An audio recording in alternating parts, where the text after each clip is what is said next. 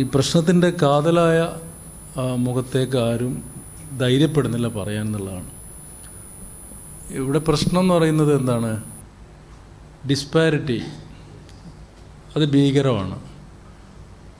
നമ്മൾ കുതിച്ചു പോകുന്നു എന്ന് പറയുമ്പോഴും നമുക്ക് അവിടെ കാണാൻ കഴിയുന്ന ഈ കുതിപ്പിനിടയിൽ നമ്മളെ സഹായിക്കേണ്ടവർ അല്ലെങ്കിൽ പിന്തുണ കൊടുക്കേണ്ടവർ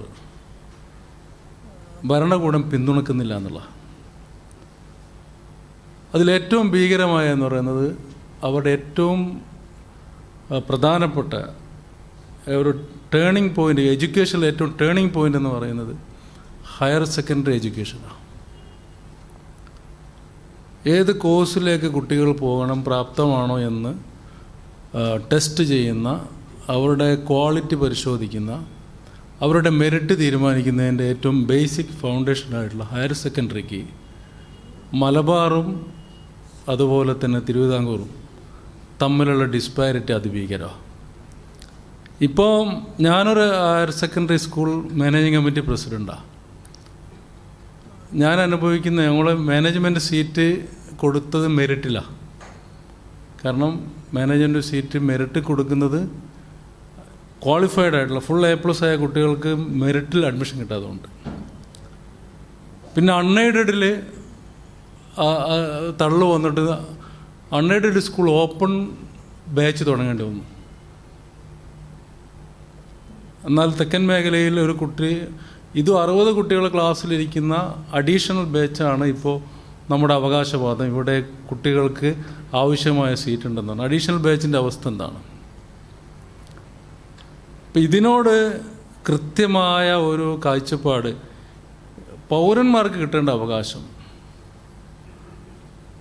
അതിൻ്റെ ഒരു ഡ്യൂ റെസ്പെക്റ്റിൽ നമുക്ക് റവന്യൂ ആനുപാതികമായിട്ട് വിതരണം ചെയ്യുന്ന ഒരു സ്വഭാവം വരണം എന്നുള്ളതാണ് ഒന്ന്. പിന്നെ ഈ നമ്മൾ പറയുന്നു പണ്ട് തിരുവിതാംകൂർ ഉഷാറായിരുന്നു, അതുകൊണ്ടാണ് അവരിപ്പോഴും ഉഷാറാവുന്നതെന്ന്. അത് കള്ളമാണ്. എന്ന് പറഞ്ഞാൽ നമ്മുടെ കേരള പിറവിക്ക് ശേഷം അനുവദിക്കപ്പെട്ട കോഴ്സുകൾ മാത്രം നിങ്ങളെടുത്ത് അതിലെ ഡിസ്പാരിറ്റി പരിശോധിക്കുക. പഴയത് വിടുക, പഴയത് ബ്രിട്ടീഷുകാരുടെയും അതുപോലെ പ്രഗത്ഭരുടെയും ആ ഒരു സംവിധാനത്തെ ഞാൻ മാറ്റി നിർത്തിക്കൊണ്ട് ഇപ്പോൾ കേരള പിറവിക്ക് ശേഷം ഇപ്പോൾ നമ്മൾ എയ്ഡഡ് കോളേജുകൾ, ഇപ്പോൾ ഈ സ്വാശ്രയ കോളേജുകളുടെ പിന്നെ സംവിധാനം വന്നതുകൊണ്ട് ഇത്രയും കുട്ടികൾ പഠിക്കുന്നു എന്ന് സമാധാനിക്കുന്നത് പോലും എത്രമാത്രം എന്താ പറയുക വലിയ വിവരക്കേടാണ് നമ്മൾ പറയുന്നത്. അതിൻ്റെ അകത്ത് പ്രശ്നമുണ്ട്. ഈ പ്രശ്നത്തിൻ്റെ പ്രധാനപ്പെട്ട കാരണം ഇപ്പോൾ മുഖ്യമന്ത്രിമാർ ഏറ്റവും കൂടുതൽ മലബാറിന്ന്, EMS തുടങ്ങിയത് മലബാറുകാരനാണ്. പിന്നെ CH പറഞ്ഞില്ല, CH മുഖ്യമന്ത്രി ആയിട്ടുണ്ട്. EMS, കരുണാകരൻ, നായനാർ, ഇപ്പം പിണറായി വിജയൻ, ഏറ്റവും കൂടുതൽ മുഖ്യമന്ത്രിമാരുടെ ടെനോർ ഉണ്ടായിരുന്നത് മലബാറിനാണ്. മന്ത്രിമാരുണ്ടായിട്ടുണ്ട്. പക്ഷേ ഇതിൻ്റെ ഒരു സംവിധാനത്തിൻ്റെ ബ്യൂറോക്രസിക്കകത്ത് തീരുമാനം ഉണ്ടാകുന്നില്ല എന്നുള്ള, അത് കൃത്യമായിട്ട് ആ ഒരു പ്രശ്നമുണ്ട്. ഈ ട്രിവേൻഡ്രം ഭരിക്കുന്നു. ഇപ്പോൾ പിന്നെ കുറുപ്പ് സാറ് പറഞ്ഞത് ട്രിവേൻഡ്രത്തിൻ്റെ കോളനിയാണ്. അവർ തീരുമാനിക്കുമ്പോൾ ഔദാര്യം വാങ്ങുന്ന ഒരു കമ്മ്യൂണിറ്റിയാണ് മലബാറിലത്. അതിന് ഇവിടെ ഹിന്ദുവോ മുസ്ലിമോ ക്രിസ്ത്യനോ ഒന്നുമില്ല. ആ വിഷയത്തെ ആ ഗൗരവത്തിൽ തന്നെ അതിനെ പരിഗണിക്കണം എന്നുള്ളതാണ്. അതിൻ്റെ അകത്ത് രാഷ്ട്രീയമായ ഇടപെടൽ ആവശ്യമാണ്. രാഷ്ട്രീയമായ ഇടപെടൽ ആവശ്യമാണ്. ഇപ്പോൾ നമുക്കിപ്പോൾ വയനാട് ഏറ്റവും കൂടുതൽ പിന്നോക്കമായ ഒരു പ്രദേശമാണ്, ഏറ്റവും കൂടുതൽ ആദിവാസികളുള്ള സ്ഥലത്ത് ഇതുവരെ ഒരു മെഡിക്കൽ കോളേജ് വന്നിട്ടില്ല. മീൻസ് ആ അർത്ഥത്തിൽ കാസർഗോഡ് ഏറ്റവും പിന്നോക്കമായൊരു പ്രദേശമാണ്.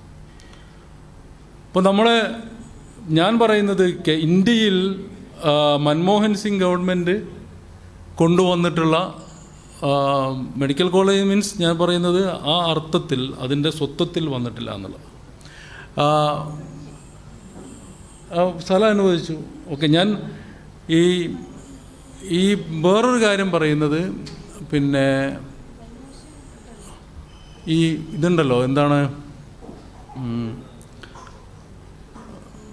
നമ്മുടെ സച്ചാർ കമ്മിറ്റി റിപ്പോർട്ട് വന്നപ്പോഴാണ് ഇന്ത്യയിലെ മുസ്ലിങ്ങളുടെ പിന്നോക്കാവസ്ഥ മനസ്സിലാക്കിയിട്ടുള്ളത്. ഒരു വൈറ്റ് പേപ്പർ ആവശ്യമാണ്. ശരിക്കും കേരളത്തിൻ്റെ ഇതുവരെയുള്ള ഡെവലപ്മെൻറ്റ് പ്രോസസ്സിൽ, എഡ്യൂക്കേഷനിൽ പ്രത്യേകിച്ച് മറ്റ് ഏരിയയിൽ ഒരു പഠനത്തിന് ഒരു കമ്മിറ്റിയോ കമ്മീഷനോ വെക്കാൻ സർക്കാർ തയ്യാറായാൽ മാത്രമേ ഇതിൽ നമുക്ക് കൃത്യമായിട്ട് പറയാൻ പറ്റുള്ളൂ. അപ്പോൾ ആ അർത്ഥത്തിലുള്ള ഒരു സംഗതിയാണ്, ഒരു പ്രകോപനമാണ് ഇപ്പം മലബാർ എഡ്യൂക്കേഷൻ മൂവ്മെൻറ്റ് നടത്തിയിരിക്കുന്നത്. ഞങ്ങൾ അങ്ങനെ തന്നെയാണ് പറയുന്നത്. അല്ല എന്ന് തെളിയിക്കാൻ നിങ്ങൾക്ക് ധൈര്യമുണ്ടോ എന്നുള്ള ഒരു ചോദ്യമാണ്.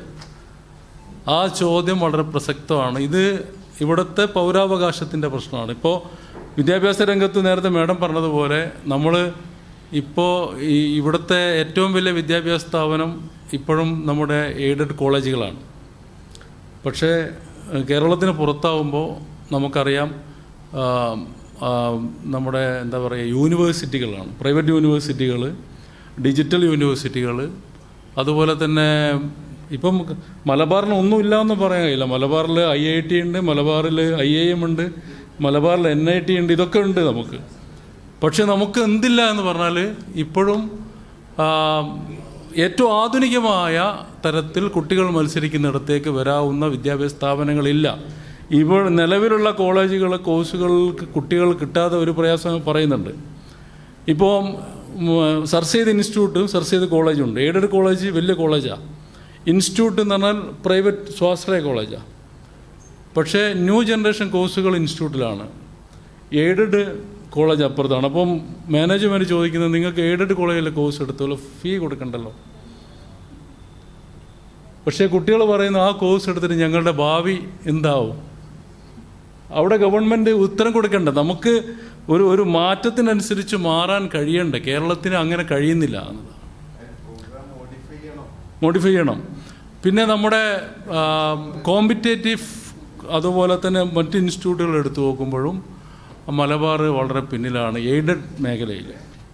അപ്പോൾ തീർച്ചയായിട്ടും നമ്മൾ പറയുന്നത് മലബാർ എന്നത് ഒരു പിന്നെ കേരളത്തിൻ്റെ അകത്ത് അവഗണിക്കപ്പെടേണ്ട ഒരു സ്ഥലമല്ല. ഇവിടുത്തെ മനുഷ്യർ നേരത്തെ എല്ലാവരും പറഞ്ഞതുപോലെ കേരളത്തിന് ഏറ്റവും കൂടുതൽ പിന്തുണക്കുന്ന മനുഷ്യരാണ് സാമ്പത്തികമായിട്ട്. ഇപ്പം മഞ്ചേരിയിൽ മെഡിക്കൽ കോളേജ് വന്നപ്പോൾ അതിൽ ജനങ്ങളുടെ പങ്കാളിത്തം തുല്യതയില്ലാത്തതാണ്. ഇവിടെ ഹോസ്പിറ്റൽ കേന്ദ്രീകരിച്ചു കൊടുക്കുന്ന 7 കാരുണ്യ പ്രവർത്തനങ്ങൾ തുല്യതയില്ലാത്തതാണ്. ഇവിടുത്തെ മനുഷ്യരുടെ ഏത് വിഷയങ്ങൾക്കകത്തും ഏറ്റവും കൃത്യമായിട്ട് ഇടപെടുന്ന രാഷ്ട്രീയമായി പ്രബുദ്ധതയുള്ള ഈ മലബാറിന് പക്ഷേ അവർക്ക് അവകാശപ്പെട്ടിട്ടുള്ള കൃത്യമായ ഒരു കാഴ്ചപ്പാടിൽ അവർക്ക് വിഹിതം കൊടുക്കുന്ന കാര്യത്തിൽ ഇപ്പോഴും തിരുവനന്തപുരത്തെ ബ്യൂറോക്രസി പരാജയമാണ്. അത് ഭരണകൂടങ്ങൾക്ക് അവരെ തോൽപ്പിച്ച് അവകാശങ്ങൾ വകവെച്ച് കൊടുക്കാൻ കഴിയാത്ത അത്രയും ഭീകരമാണ്. അതിനോട് ഗവൺമെൻറ് കൃത്യമായിട്ടൊരു സമീപനം സ്വീകരിക്കണമെങ്കിൽ വളരെ ശാസ്ത്രീയമായൊരു പഠനം ആവശ്യമാണ്. അതാണ് മലബാർ എഡ്യൂക്കേഷൻ മൂവ്മെൻറ്റ് ആവശ്യപ്പെടുന്നത്. അത് വളരെ ന്യായമായ ഒരു ആവശ്യമാണ്. അതിനെ ഒരു മൂവ്മെൻറ്റ് എന്ന ചെറു സംഘത്തിന് ഒരുപക്ഷെ എല്ലാവരുടെയും ശ്രദ്ധയിലേക്ക് കൊണ്ടുവരാൻ കഴിയുന്ന ഏറ്റവും പ്രധാനപ്പെട്ട ഒരു ഇനീഷ്യേറ്റീവാണ്. അതിന് മുൻകൈ എടുക്കുന്ന KKN കുറുപ്പ് സാറിൻ്റെ ഒരു ഡെഡിക്കേഷൻ, ഈ പ്രായത്തിലും ചെറുപ്പക്കാരനെ പോലെ പോരാടാൻ കഴിയുന്ന അത് സമ്മതിക്കണം. നമ്മൾ ഇപ്പോൾ ഇതിൻ്റെ ചെയർമാൻ പറയുന്നത് ഞങ്ങൾ ഈ ടൈറ്റിലിന് ഉത്തരവാദിയല്ല, KKN കുറുപ്പ് സാറാണ് ഉത്തരവാദി. അത് പറയാൻ കാരണം എന്ന് പറഞ്ഞാൽ ആ ഒരു പേടിയുണ്ടല്ലോ, ആ പേടി പോലും ഇല്ലാതെ ഈ മനുഷ്യൻ ഉണ്ടല്ലോ ധീരമായിട്ട് പറയാണ്, ഈ മനുഷ്യർ, ഈ പ്രദേശത്തുള്ള മനുഷ്യരെ നിങ്ങൾ പരിഗണിച്ചേ പറ്റൂ, എൻ്റെ ജീവിതം ഇവർക്ക് വേണ്ടി ഞാൻ സമർപ്പിക്കാൻ തയ്യാറാണെന്നാണ്. അദ്ദേഹത്തിന് നമ്മുടെ ഈ ചടങ്ങ് സമർപ്പിച്ചുകൊണ്ട് നമ്മുടെ ഈ ആവശ്യത്തെ മുഖവിലക്കെടുക്കുന്നവരെയുള്ള പോരാട്ടത്തിൻ്റെ മുമ്പിൽ നമ്മളെല്ലാവരും ഒറ്റക്കെട്ടായി ഉണ്ടാവണം. അതിന് മതവും ജാതിയും ഇവിടെ ഈ പ്രദേശത്ത് താമസിക്കുന്ന എല്ലാവർക്കും ഉണ്ട് പ്രശ്നം. അത് മുസ്ലിമിൻ്റെ മാത്രം പ്രശ്നമല്ല, ഹിന്ദുവിൻ്റെ മാത്രം പ്രശ്നമല്ല, ക്രിസ്ത്യാനിയുടെ മാത്രം പ്രശ്നമല്ല. ഈ പ്രദേശത്തെ മുഴുവൻ മനുഷ്യർക്കും യാത്ര ചെയ്ത് പോയി പഠിക്കുവാനുള്ള സ്ഥാപനങ്ങളും സൗകര്യങ്ങളും ഇല്ല എന്നുള്ളത് പ്രത്യേകിച്ച് ഹയർ സെക്കൻഡറിയിൽ ഭീകരമാണ്. അതുപോലെ തന്നെ ആനുകാലികമായിട്ടുള്ള ഇപ്പോൾ പ്രൈവറ്റ് യൂണിവേഴ്സിറ്റി എന്നൊരു ആശയം വന്നപ്പോൾ എനിക്ക് തോന്നുന്നത്, ഞാൻ അതിനെക്കുറിച്ച് പഠിച്ചിട്ടില്ല, അത് ഗവൺമെൻറ്റാണ് പറയേണ്ടത്, ഏറ്റവും കൂടുതൽ അപേക്ഷ പോയിട്ടുള്ളത് മലബാറിൽ നിന്നാണ്. അതിനൊക്കെ നമ്മൾ തയ്യാറാണ്. പക്ഷേ ഇവിടത്തേക്ക് പോകേണ്ട കുട്ടികളെ തയ്യാറാക്കുന്ന സ്ഥാപനം നമുക്ക് കാരുണ്യത്തിൻ്റെ അംശത്തിൽ പരിഗണിച്ചുകൊണ്ട് അനുവദിക്കാൻ ഗവൺമെൻറ് തയ്യാറാകണം. ആ പോരാട്ടത്തിൽ നമ്മളെല്ലാവരും ഒന്നിച്ചുണ്ടാകണമെന്ന് മാത്രം പറഞ്ഞുകൊണ്ട് എൻ്റെ വാക്ക്